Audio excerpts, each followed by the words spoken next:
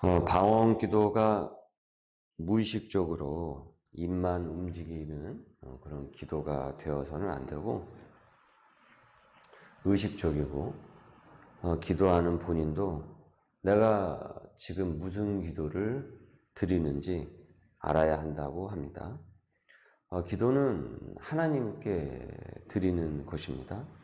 하나님께 내 마음의 상태와 간구를 명료한 정신을 갖고 명확한 그 언어로 전하는 것입니다. 15절입니다. 그러면 어떻게 할까? 내가 영으로 기도하고 또 마음으로 기도하며 내가 영으로 찬송하고 또 마음으로 찬송하리라. 영으로 기도하고 또 마음으로 기도하라.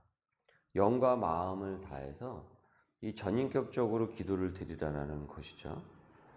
신비한 모습에 취해서 그 모습이 마치 신령함을 나타내는 어떤 연출이 되지 않도록 주의를 해야 합니다. 공적인 자리에서 사람들이 알아듣지 못하는 방언으로 기도를 하면은 누구도 그 뜻을 모르기에, 그리고 심지어 기도하는 본인조차도 무슨 내용으로 기도하는지 모른다면은 도대체 그 방언 기도가 무슨 의미가 있겠느냐라는 겁니다. 그렇게 바울은 방언에 대해서 고린도 교인들에게 거듭 이렇게 전하고 있습니다. 18절과 19절 말씀을 보십시오. 내가 너희 모든 사람보다 방언을 더 말함으로 하나님께 감사하노라. 그러나 교회에서 내가 남을 가르치기 위하여 깨달은 마음으로 5마디의 말을 하는 것이 1만 마디 방언으로 말하는 것보다 낫다. 5마디 명료한 말을 하는 것이, 깨달은 마음으로 하는 것이 1만 마디의 방언보다 더 낫다. 상당히 충격적인 말씀 아닙니까? 사실은 방언 하잖아요. 그런데 1만 마디 방언보다 깨끗한 마음으로 남을 잘 가르치기 위해서, 남을 잘 가르치는 섬김으로 하기 위해서 깨달은 마음으로 5마디 그 진심 어린 말을 그들이 알아들을 수 있는 언어로 하는 것이 1만 마디 방언보다 훨씬 낫다라고 하고 있습니다. 훨씬 낫다라는 겁니다. 1만 마디, 다섯 개와 이 1만 마디가 큰 격차잖아요. 그러니까 절제하라라는 것이죠. 절제하라는. 고린도 교인들이요, 은사를 정말 너희 말대로, 너희가 지금 얘기하고 있는 대로 정말 그렇게 받았다고 한다면 그 은사를 덕을 세우는데 사용하도록 오버하지 말고 절제하라. 절제가 있을 때 은사가 은사답게 사용되어지고 또 아름다운 덕을 세우게 될 수 있는 것이다. 만일 이렇게 절제를 하지 못한다고 한다면 이는 어린아이처럼 철딱선이 없는 것입니다. 여러분 상상을 한번 해보십시오. 고린도 교인 중에 어떤 이가 이 공중예배 시간에, 또 함께 기도하는 공적인 시간에 홀로 나는 성령에 취했다고 하면서 막 방언으로 소리를 지르며 기도를 합니다. 그래서 그 기도 소리가 옆에 있는 그 기도 소리를 완전히 압도를 하는 것이죠. 그런 이 갈등이 있죠. 교회 내에서도. 뭐 새벽 기도 시간이라든지 통성 기도 시간이 아닌데, 그래서 종종 저도 예전에 교회에서 그런 컴플레인을 어떤 교인들로부터 이제 듣기도 하고 했는데, 이제 그 소리가 너무나도 크니까 다른 소리를 압도하면은 이제 본인이 이제 어떻게 보면 기도에 서로가 배려가 필요한 건데, 그 소리에 있어서도 그것이 그럼 기도에 집중하기가 어렵지 않습니까? 모두가 함께 같이 기도를 이제 쌓여가는 그 가운데 있는데, 그래서 막 그 고린도 교인 중에 막 방언으로 소리를 지르면서 기도를 합니다. 열심히 기도를 한다라는 거죠. 근데 마침 또 그 시간에 교회에 처음은 새신자가 있다라고 보자라는 거예요. 그러면 그 모습이 저렇게 열심히 기도하니까 나도 본받아야겠구나. 나도 저런 열심을 가져야겠다. 이 교회는 엄청 뜨거운 교회구나. 이렇게 생각하지 않는다라는 거예요. 성경은 이런 행동을 지지를 하지 않습니다. 어찌 보면 이것을 지지를 해줄 것처럼 그 생각이 들 수도 있는데 성경은 이런 행동을 지지를 하지 않는다라는 거예요. 이거는 오직 그 본인만 그렇게 이해해 주기를 바라는 무리한 요구일 뿐이라는 것입니다. 오히려 성경은 이를 어린아이처럼 철딱선이 없는 모습이라고 짚고 있어요. 또 강한 어조로 행여 너희들을 미쳤다라고 하면은 어떻게 하겠는가? 그래서 복음이 제대로 전해질 수가 있겠는가? 라면서 이 주의와 당부를 전하고 있습니다. 그러니까 그만큼 이 은사라는 것은 항상 거기에는 남을 섬기는 도구로서 이것이 사용되어지고 있는가? 그리고 공동체에 함께 덕을 세우는데 사용되어지고 있는가? 이것을 항상 우리가 살피라는 것이죠. 내가 받았다고 해가지고 그것을 막 그 은사를 사용하는 것이 아니라 함께 같이 공동체 정신에 입각하여서 함께 같이 지어져 간다라는 그것으로 섬기는 도구가 되고 있는 거 아닌가? 이것을 보라는 것입니다. 20절입니다. 형제들아, 지혜에는 아이가 되지 말고 악에는 어린아이가 되라. 지혜에는 장성한 사람이 되라. 그러니까 성숙한 성도가 되라. 공동체의 그 균형을 함께 생각을 하라. 23절. 그러므로 온 교회가 함께 모여 다 방언으로 말하면 알지 못하는 자들이나 믿지 아니하는 자들이 들어와서 너희를 미쳤다 하지 아니하겠느냐. 그러니까 이런 오해를 하지 않겠느냐라는 것입니다. 자, 이로써 우리는 이 교회가 어떠한 곳인지를 우리는 여기서 또 알 수 있는 것입니다. 우리가 알게 되는 것은 교회라는 것은 세상과 구별이 되는 곳이지 분리가 되는 곳은 아니라는 것이죠. 구별과 분리는 엄연히 다른 것입니다. 성경적 용어로 보면 믿는 자들이 구별된 자로서 세상 가운데서 살아나가는 것입니다. 그렇죠? 그런데 완전히 분리가 돼버려가지고 담을 쌓고 분리가 되어서 여기는 교회의 세상, 여기는 교회 밖 세상, 이렇게 이분화해서 살아가는 것이 하나님의 뜻이 아니라는 것을 우리가 깨닫게 되는 것입니다. 그래서 이것을 성과 속을 분리해서는 안 된다라고 하는 것이에요. 제가 생계를 넘어 소명의 글이 사실은 성과 속입니다. 거룩한 성, 그 다음에 세상의 그 속. 우리가 이것을 자꾸 구분을 져가지고 교회가 이런 식으로 구분을 져서 이 담을 쌓고 살아나가는 것이 아니라 우리는 세상 가운데서 구별된 자로서 나아가는 것이죠. 그래서 빛과 소금의 그 영향력을 드러내는 것이죠. 속된 세상 가운데서.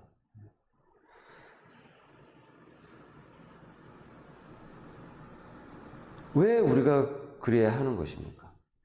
우린 세상에 보냄을 받은 제자들이기 때문에 그런 것입니다. 세상에 보냄을 받았어요. 그러니 분리돼서는 안 되는 것이죠. 그러니까 만약 분리를 말씀을 하셨다고 한다면 교회는 전부 다 산속에 지어야 됩니다. 그리고 전부 다 교인들은 다 산속으로 들어가야 됩니다. 거기가 가장 분리를 할 수 있는 곳이잖아요. 교회담을 높게 쌓아놓고 천국만 이제 기다리고 있는 것이죠. 언제 천국이 오나. 죽기만을 기다리는 것이죠. 예수님께서는 우리 보고 산으로 계속 들어가라고 말씀하신 적 없습니다. 세상으로 나가라고 하셨죠. 마태복음 28장 19절 20절. 그러므로 너희는 가서 모든 민족을 제자로 삼아 아버지와 아들과 성령의 이름으로 세례를 베풀고 내가 너희에게 분부한 모든 것을 가르쳐 지키게 하라. 너희는 가서 모든 민족을 제자로 삼아. 가라고 그랬잖아요. 세상으로 가라. 그래서 그러면 이제 우리가 세상에 가려고 하면은 그들이 알아들을 수 있는 언어와 그들이 납득할 수 있는 삶으로 다가가야 될 것 아닙니까? 예, 그렇죠. 그래서 알아들을 수 있는 말로 세상 가운데 하나님의 말씀, 즉 복음을 전하는 것을 독려를 하는 것입니다. 여기서도. 어제 우리가 살펴본 대로 이 예언이라는 것이 무슨 점쟁이가 이 점치는 그런 예언이 아니라고 말씀을 드렸어요. 다시 오실 예수님을 예언한 그 복음의 말씀을 세상 가운데 전하는 것이기에 거기에 중심을 두라고 했습니다. 그렇게 믿지 않는 자들 가운데 이 알아들을 수 있는 말로 전하여지기에 그렇게 그것이 구원의 역사가 일어날 수 있는 것이다. 그러면 세상에서도 이 복음의 말씀을 듣고 자신이 이 죄인인 것을 깨달아서 하나님이 정말 너희 가운데 계시구나. 이렇게 반응을 하면서 신앙을 고백을 하게 된다는 것입니다. 설교자가요, 제일 설교를 할 때 참 어려운 것이 성도들이, 청중들이 가장 알아들을 수 있는 말로, 할 수 있는 쉬운 말로 이 성경 말씀을 소화하는 것이, 그리고 전하는 것이 제일 어렵습니다. 그래서 거기에 그 표현력에 그 표현을 가다듬느라고 시간이 굉장히 많이 걸려요. 거기서 진액이 빠져나갑니다. 어떻게 보면 이 설교자. 거기서 때로는 탈진을 경험을 하기도 해요. 어떻게 해야 청중들이 이해할 수 있는 말로 이 성경의 말씀을, 이 2000년 전에 이 완성된 이 말씀을 정말 지금의 현장의 언어로 전할 수가 있을까? 그래서 때로는 예화도 고민을 하게 되는 것이고, 또 예화가 또 너무 많으면 안 되잖아요. 하나님의 말씀이 가르치니까. 그래서 그 균형점에 대해서 끊임없이 고민을 하게 되고. 그럼 왜 설교자가 그런 고민을 하겠습니까? 목회자가, 우목사가 저도 왜 그런 고민을 끊임없이 하겠습니까? 그리고 거기에 이 물리적인 그 시간을 거기에 계속 많이 할애를 하겠습니까? 저 혼자 하늘의 감동을 받아가지고 저 혼자 감동해가지고 전하는 것이 아니지 않습니까? 우리 모두가 교회라는 공동체를 함께 세워 나가기 위해서 이 목회자가 부름을 받았기 때문에 거기에 많은 시간을 거기에 부을 수밖에 없는 것입니다. 이처럼 우리는 함께 지어져 가는 것이고, 교회는 세상으로 갈 때 우리만의 언어로만 가는 것이 아니라 그들이 이해할 수 있는 말의 언어로 가야 되는 것입니다. 그래야 그들이 하나님이 정말 당신들 가운데 계시구나 이렇게 반응하면서 신앙을 고백할 수 있는 그 거룩한 도전을 줄 수 있게 되는 것입니다. 그런데 이 방언은 어떻습니까? 우리만의 언어가 되어버리잖아요. 그러니까 자칫 어떻게 돼요? 그것이 분리된 언어로서 이 믿지 않는 자들에게, 또 처음 믿는 사람들에게 다가갈 수 있기 때문에 이것을 주의하라고 당부를 하고 있는 것입니다. 작은 예로서 이 방언을 들고 있지만 전체적인 이 고린도 전서에 나와 있는 이 고린도 교회가 갖고 있어야 될 그 어떤 교회됨, 그 교회의 정체성은 결국은 너희들은 분리된 사람들이 아니라 세상으로 나가는 교회가 되어야 된다는 것을 얘기하고 있는 것입니다. 그래서 오늘은 우리가 이 방언에 대해서, 이 예언에 대해서 이렇게 이 의미만을 이렇게 작은 의미로 우리가 살펴보고 있지만, 크게 본다고 한다면 이 교회됨이에요, 교회됨. 교회란 무엇인가? 그리고 교회가 세상에 갈 때는 어떻게 나아가야 되는가? 어떤 언어를 갖고 나아가야 되는가? 자, 그러면서 24절을 보십시오. 그러나 다 예언을 하면 믿지 아니하는 자들이나 알지 못하는 자들이 들어와서 모든 사람에게 책망을 들으며 모든 사람에게 판단을 받고, 그러니까 그 알아들을 수 있는 그 예언의 메시지를 듣고 그러면 마음이 책망을 받기에, 마음이 찔리기에 스스로 죄인이라는 것을 깨닫는 것이죠. 그래서 25절, 그 마음의 숨은 일들이 드러나게 되므로 엎드려 하나님께 경배하면서 하나님이 참으로 너희 가운데 계시구나. 이것이 전파되리라. 전파하리라. 결론적으로 하나님께서 주신 은사의 목적은 나를 과시하는, 또 내가 무슨 어떤 신령한 사람이라는 그 징표도 아니고 하나님이 참으로 너희 가운데 계신다. 그러니까 당신을 보는데 정말 하나님이 살아 계시는군요. 내가 이것을 알겠습니다. 당신의 말을 듣는데 내 죄가 보이고 내가 지금까지 인생을 잘못 살았고 내가 죄인지도 모르고 내가 살았습니다. 그리고 내가 수많은 사람들에게 상처를 주며 살았습니다. 그래서 우리의 가정과 내 가정과 지금 내가 하고 있는 그 일들이 의미 없이 보이기도 하고 나도 상처를 받고 그랬던 것이군요. 나도 이제는 예수님을 믿어야 되겠다. 하나님을 믿어야 되겠다. 이런 도전을 받는다라는 것입니다. 그렇기에 지금 나를 통해서 이 거룩한 도전이 누군가에게 받아들여지게 된다고 한다면 하나님이 참으로 너희 가운데 계신다라는 이 거룩한 도전이, 이 복음이 전하여지게 된다면, 그리고 그것이 말과 행동으로, 그래서 즉 삶으로 전해진다고 한다면 나는 지금 예언자적인 삶을 살고 있는 것입니다. 우리는 예언자적인 삶을 통해서 그 가운데 이 하나님이 참으로 너희 가운데 계신다라는 그 거룩한 도전을 주는 삶을 살고 있는 것입니다. 우리 모두는 반드시, 여러분, 이것이 바로 이 건강한 예언자적인 삶인 것입니다. 무슨 예언자적인 삶이라고 해가지고 무슨 앞으로 어떻게 될 거야, 저렇게 될 거야, 이렇게 무슨 점쟁이가 점치듯이 이런 게 아니고 하나님이 참으로 너희 가운데 계신다. 하나님, 우리 모두는 하나님의 심판대 앞에 서게 됐고 예수 그리스도께서 다시 이 땅 가운데 오신다라고 말씀하셨다. 이 예언의 말씀을 우리가 전하는 삶이 된다고 한다면 우리가 그 예언자적인 언행과 삶으로 살아나가고 있는 것입니다. 그래서 하나님이 참으로 너희 가운데 계신다. 이 고백을 우리가 사람들에게 불러일으키게 되는 것이죠. 그래서 오늘의 말씀은 이렇게 우리를 교훈해 주고 있습니다.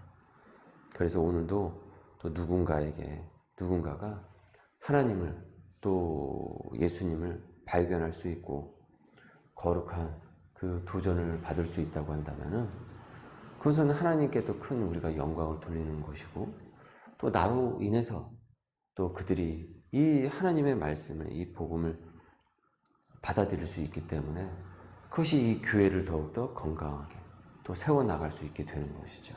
이것이 지금 우리에게 주어진 소명인 것이고 우리가 또 앞으로 추구해야 될 삶인 것입니다. 오늘도 우리가 말씀을 여러분 잘 적용을 하시고 또 하나님을, 그리스도를 또 나로 인해서 또 발견할 수 있고 또 거룩한 도전을 줄 수 있는 그런 오늘 생활이 될 수 있기를 주님의 이름으로 소망합니다. 기도하겠습니다. 이 새벽에 우리를 말씀으로 부르신 주님, 은사, 재능, 모든 것이 하나님으로부터 주어졌고 이는 하나님이 참으로 너희 가운데 계신다라는 그 고백을 불러일으키기 위한 것임을 깨닫게 됩니다. 나로 인해서 하나님을, 그리스도를 더 만나는 것이 아니고 행여 나의 어리석음으로 하나님을 더 멀게 만들지 않았는지 되돌아보게 되는 오늘 이 새벽의 아침입니다. 내 말과 행실이 진정 예언자적인 삶이 되어서 오늘도 예수님을 믿고 싶다고 고백하는 사람들이 나타나도록 우리의 삶을, 우리의 생활을 인도하여 주시옵소서. 감사하며 예수님의 이름으로 기도드립니다. 아멘.